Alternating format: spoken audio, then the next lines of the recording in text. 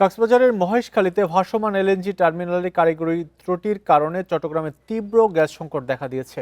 গতকাল বিকেল থেকে শুরু হওয়া এই সংকট আজ চরম আকার ধারণ করেছে।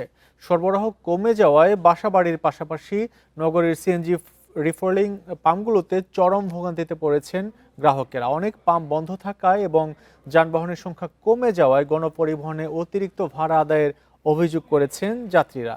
কর্ণফুলী গ্যাস ডিস্ট্রিবিউশন কোম্পানির তথ্য অনুযায়ী চট্টগ্রামে দৈনিক ৩৫০ মিলিয়ন ঘনফুট চাহিদার বিপরীতে বর্তমানে মাত্র ২০০ মিলিয়ন ঘনফুট গ্যাস পাওয়া যাচ্ছে। এতে বাসাবাড়িতে চুলা জ্বলছে না এবং অধিকাংশ সিএনজি পাম্পের সামনে তৈরি হয়েছে গাড়ির দীর্ঘ সারি।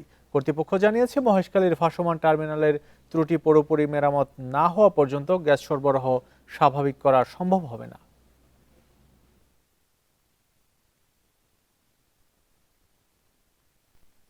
সরকারে যেইভাবে হোক আমাকে এই সমস্যাটা সমাধান করে দিলে আমরা কোনো রকম চলতে পারি।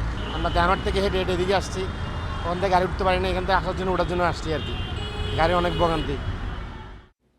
গ্যাস সংকট নিয়ে আরো জানবো। চট্টগ্রাম থেকে যুক্ত আছেন সহকর্মী আলমগীর সবুজ।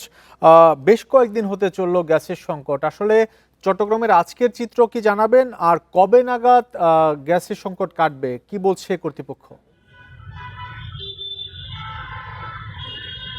প্রথমেই জানিয়ে রাখি যে আমাদেরকে যারা গ্যাস কর্তৃপক্ষ আছে তারা বলছেন খুব সহসা, যদি আপনারা জানেন যে মহেশখালীতে যে এলএনজি যে ভাসমান যে এলএনজি আছে সেটা একটাতে গত ২১ জানুয়ারিতে ত্রুটি দেখা দেওয়ার পর থেকে আসলে চট্টগ্রামে বাংলাদেশে গ্যাস সংকট তৈরি হয়েছে এবং তারা বলছেন যে এই ত্রুটি যতদিন না সমাধান না হয় ততদিন পর্যন্ত এই সংকট চলবে।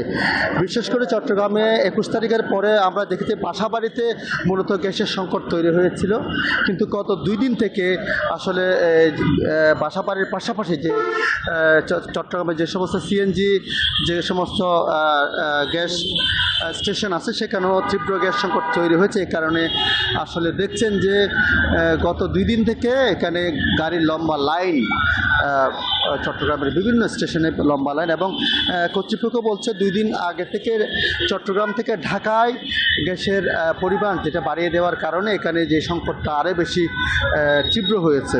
অর্থাৎ আগে যে পরিমাণ লোডশেডিং গ্যাসের শেডিং করা হতো সেটা এখন ঢাকায় গ্যাস বেশি দেওয়ার কারণে সেটা এখানে বেড়েছে। চট্টগ্রামে সাধারণত দৈনিক চাহিদা থেকে ৩৫০ মিলিয়ন ঘনফুটের চাহিদা থাকে, সেটার বিপরীতে গত ২১ তারিখ থেকে চট্টগ্রাম পাচ্ছে ২৩০ থেকে শুরু করে আজকে গতকাল চট্টগ্রাম পেয়েছে ২০০ মিলিয়ন ঘনফুট এখানে তারা গ্যাস পেয়েছে। এখানে সংকটটা আসলে তীব্র হচ্ছে এবং যে আপনারা দেখছেন বিভিন্ন গাড়িওয়ালা, আমরা যারা সিএনজির জন্য অপেক্ষমান তাদের সাথে আলাপ করেছি, তারা বলছেন অনেকে পুরো রাত থেকে এখানে দাঁড়িয়েও তারা গ্যাস